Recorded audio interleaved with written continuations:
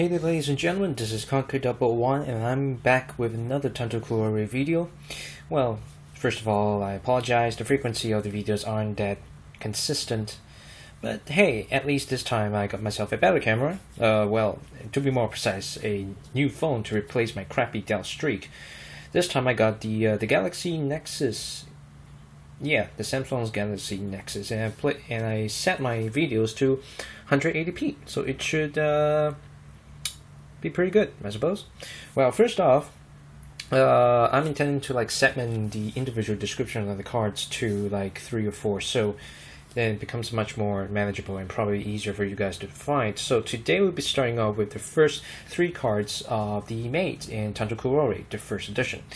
So we go by the series in which of their card arrangement rankings kindly provided by the box. So, without further ado, we'll start with card number 1. Card number 1 is Soel.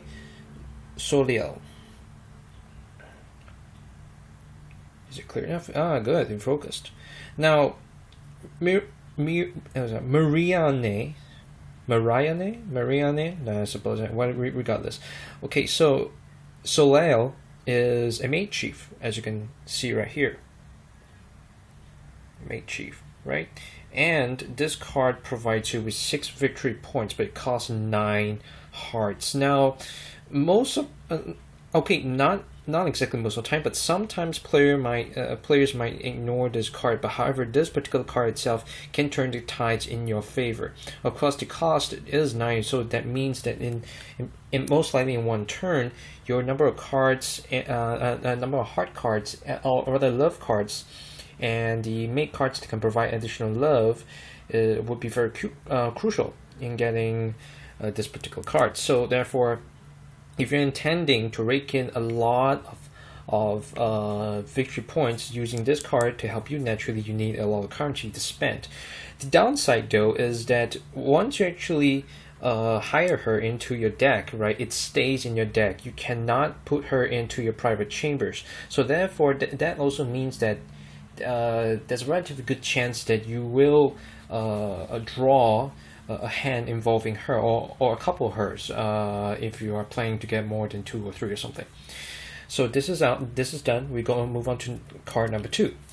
Card number 2 goes by the name of Colette Flamboyce.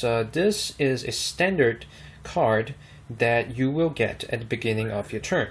As you have probably recall, the game starts out with 7 one love cards and 3 Colettes.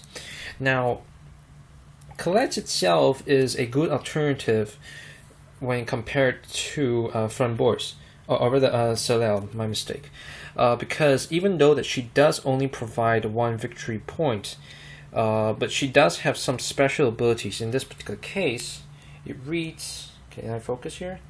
Excellent. Okay, for Chambermaid, she okay, so it says at the end of the game itself, if you have more Colettes employed than any other player, you gain a bonus 5 VP. What it means is that if you have the most number of Colettes in your deck, right, it can be in your deck, in your private chambers, irregardless, as long as you have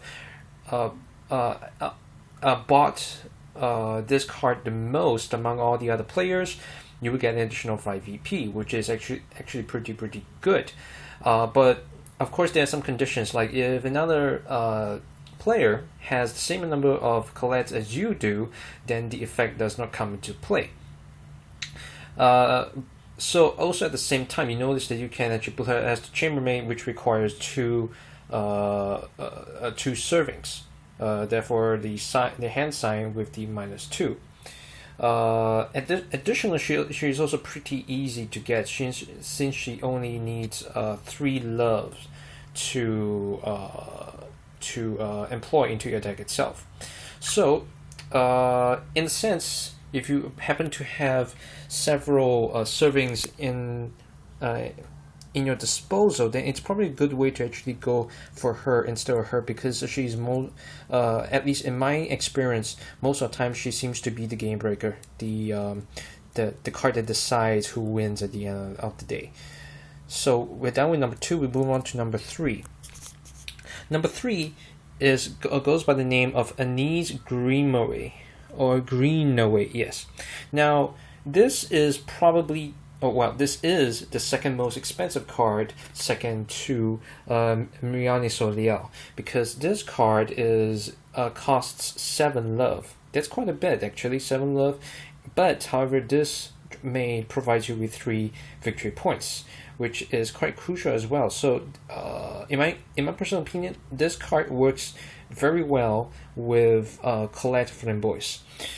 However, she does not have any special abilities whatsoever. So, she does give you allow you to draw 3 cards, as well as giving an additional employment point. However, that's all she. But that's all she has. There's no special ability. There's no discard a card or something like that. She is just a normal maid. You cannot put Anise Greenaway into your private chambers, which I suppose it's definitely a good thing in a manner of speaking. So these are the first 3 cards of the game itself. Now, my personal opinions, if both of this, or rather, if this card is even out there on the field, or rather in the town, at least I would recommend actually getting her first, since she does have a lot of drawing power, and that also means that you would have a higher likelihood of drawing the required love cards, mate cards, as well as the serving cards and other cards that will help you a lot.